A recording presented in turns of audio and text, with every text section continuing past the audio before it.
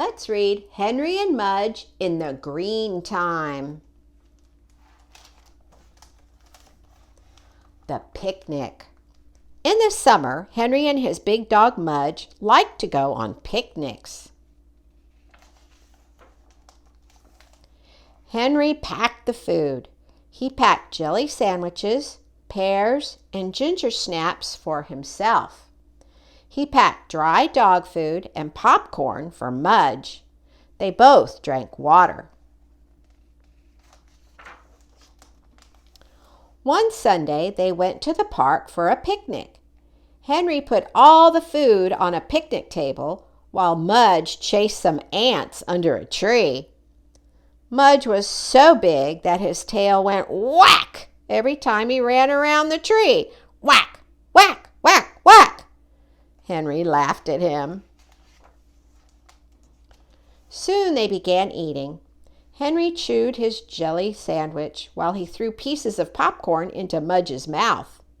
Mudge always liked dessert first on picnics. While they were eating, a yellow bee landed on Henry's pear. Henry didn't see the bee. Henry picked up his pear. "Ow!" Henry cried. Mudge jumped. The bee flew away. "Ow, ow, ow!" Henry cried. He shook his hand again and again and again, but his hand hurt more and more. It hurt a lot.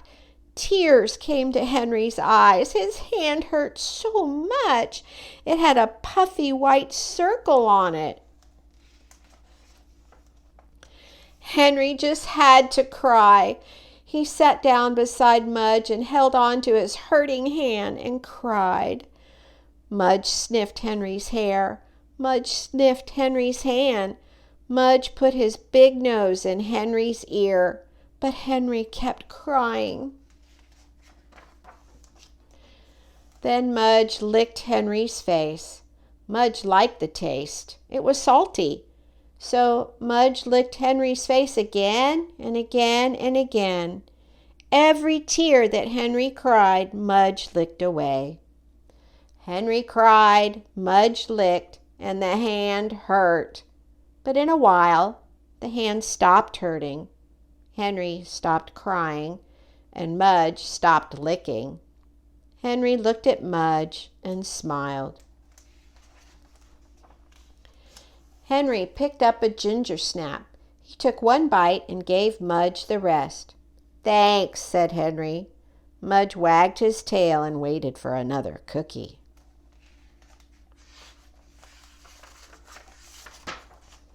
The bath. On hot days, Henry liked to give Mudge a bath. Henry liked it because he could play with the water hose and because he could cool off. Mudge hated it. Mudge knew when he was going to get a bath. He would see Henry looking for the dog shampoo. And when he saw Henry hooking up the water hose, he tried to hide under the steps.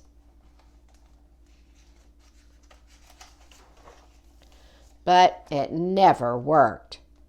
Henry would take Mudge into the front yard in the sun, and he would hose him down. Mudge hated it. His eyes drooped, his ears drooped, and his tail drooped. When he was all wet, he looked like a big walrus. Henry laughed at him. Then Henry would soap him up. Henry scrubbed his head and his neck and his back and his chest and his stomach and his legs and his tail. Mudge really hated this part. He drooped even more. Then Henry hosed Mudge down again. But before Henry could grab a towel, before Henry could get Mudge dry, Mudge always got Henry back, because when Henry let go, Mudge started shaking. He started with his head, then he shook his neck and his back, and his chest and his stomach and his legs and his tail.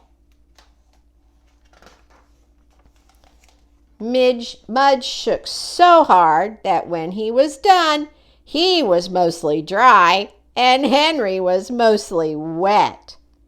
Then Mudge looked at Henry and wagged his tail, while Henry dried Henry with the towel. The green time. Beside Henry's house was a big green hill. Late on summer days, Henry and Mudge went to the top of the green hill. They looked down. They saw Henry's white house. They saw Henry's blue bike. They saw Henry's wooden swing. On top of the green hill, Henry felt big. He felt like a king. He saw his things below him, and he felt very big. "I am king of the green hill," Henry said. He looked at Mudge. "You are my dragon." Mudge wagged his tail. "Your name," Henry said, "is Fireball." Mudge wagged again. "And you are very scary," Henry said. Mudge wagged some more. Henry and Mudge marched all over the top of the green hill. They met other kings who had dragons. They chased them away. They met monsters. Mudge ate them. They marched and marched till they could march no more. Then they found a magic tree on the green hill. It was a tree for kings and dragons who were tired. Henry and Mudge sat down under the tree. Henry put his arms around Mudge. They were glad for a magic tree. They closed their eyes. And a boy and a dog slept together on the green hill in their green time. The end. Thank you for reading with me.